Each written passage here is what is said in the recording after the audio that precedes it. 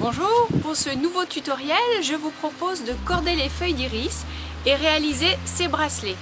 Rejoignez-moi dans mon atelier bucolique. Nous voilà installés dans notre petit atelier bucolique et nous allons voir ensemble comment tresser les cordes pour faire un bracelet. Donc vous en avez deux modèles, un qui fait 2 tours et celui-ci que j'ai agrémenté avec des perles. Donc pour faire ce tutoriel, il va vous falloir des perles en bois. L'important c'est d'avoir un trou suffisamment grand pour pouvoir passer votre future corde. Moi j'aime beaucoup utiliser tout ce que j'ai pu ramasser au bord de la mer, des coquillages percés, usés. Et donc nos feuilles d'iris que j'ai trempées et que j'ai laissé s'humidifier tranquillement dans un torchon. Il va nous falloir un point d'ancrage. Pour cela, je me suis servi de mon prunus. J'ai tendu une ficelle autour du tronc parce qu'il va falloir qu'on puisse tirer notre feuille. Donc vous allez sélectionner une feuille, vous la testez un petit peu avant pour vous assurer qu'elle ne vous lâche pas à un moment fatidique. Et ensuite, vous allez la passer autour de votre ficelle, comme ceci, et vous allez commencer le cordage. Donc le cordage, c'est vraiment quelque chose d'assez facile. Vous allez tordre entre avec vos deux mains dans le même sens, un petit peu, et on croise. Voilà. Et on va voir apparaître cette fameuse corde. Et on va comprendre au toucher, en tirant, qu'il y a une belle résistance. Voilà. Donc maintenant je vais pouvoir intégrer. Et ben on va partir sur un coquillage. On approche de l'été. On aura plaisir à arborer un joli bracelet. Donc on va intégrer un coquillage. Donc on le glisse dans une des parties de la corde. Et on continue notre cordage en s'assurant, voilà, et comme ceci. Voilà, donc on continue. Donc vous pouvez constater que la corde est en train de se faire. Voilà. Donc on tourne et on croise. On tourne et on croise. Voilà, donc vous allez vite prendre le rythme. Et là, on voit toute la beauté de la feuille. Elle n'a pas la même couleur sur toute sa longueur. Et on voit ce chamarré de beige marron qui est en train de se créer. Maintenant, on va ajouter une nouvelle feuille, puisque notre corde ne va pas faire le tour de notre poignet. Donc, il va falloir ajouter une feuille pour continuer notre corde. Pour cela, vous allez donc prendre une nouvelle feuille, commencer plutôt par la pointe et la positionner comme ceci, à cheval. Et là, un petit mouvement sec, on roule et on continue le cordage. Et c'est de cette manière que vous allez pouvoir continuer à corder. Voilà. Donc on a ajouté d'un côté.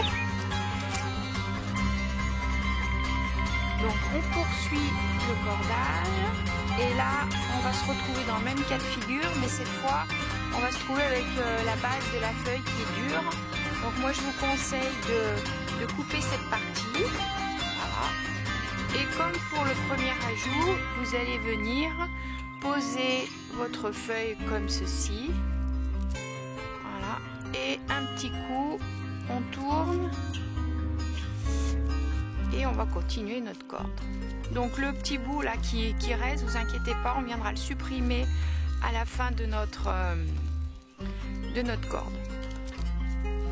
Et on continue. Quand vous sentez que la corde s'épaissit un petit peu, vous pouvez abandonner donc le pied là, la base de notre feuille, pour essayer d'avoir une feuille la plus régulière possible. Voilà. Voilà. Et on continue. Alors là je suis bien partie, je vais intégrer un nouveau coquillage, donc on n'hésite pas à couper ce qui est trop dur. On vient engager un nouveau coquillage et on le bloque dans le cordage.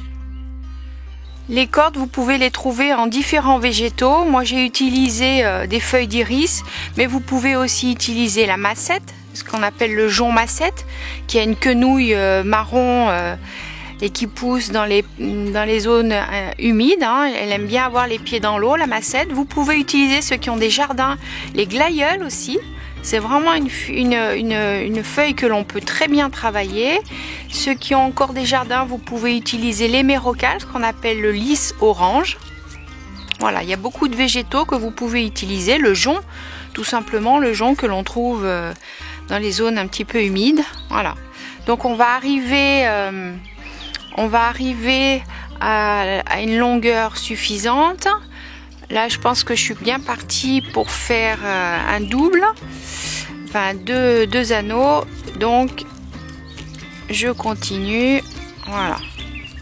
Pour faire notre bracelet à double, il va nous falloir à peu près 40 cm. Alors, bien sûr, ça dépend de votre poignet, mais 40 cm, c'est la bonne. C'est à peu près ce qu'il vous faudra comme cordage. Une fois que vous avez atteint vos 40 cm, et bien, tout simplement, vous allez faire un nœud avec les deux parties de la feuille.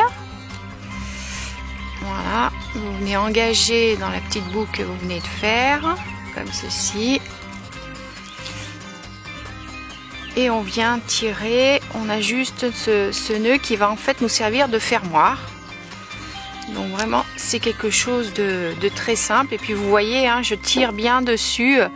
La feuille, elle résiste quand même bien.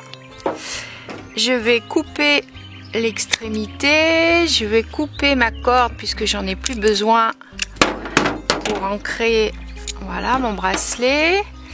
Et comme au début, quand j'ai commencé le cordage, j'avais plié la feuille en deux et du coup je me retrouve avec une boucle. Et ben voilà l'autre partie du fermoir. Hein. Donc avant de pouvoir mettre mon bracelet, je vais couper au ras les petits bouts qui dépassent pour que ce soit plus joli, plus esthétique.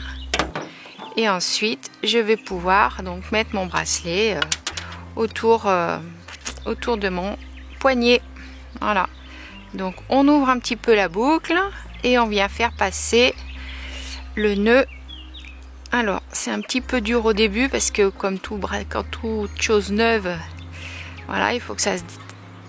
Voilà, donc je viens passer la boucle autour de mon nœud et me voilà, pareil pour mon petit bracelet.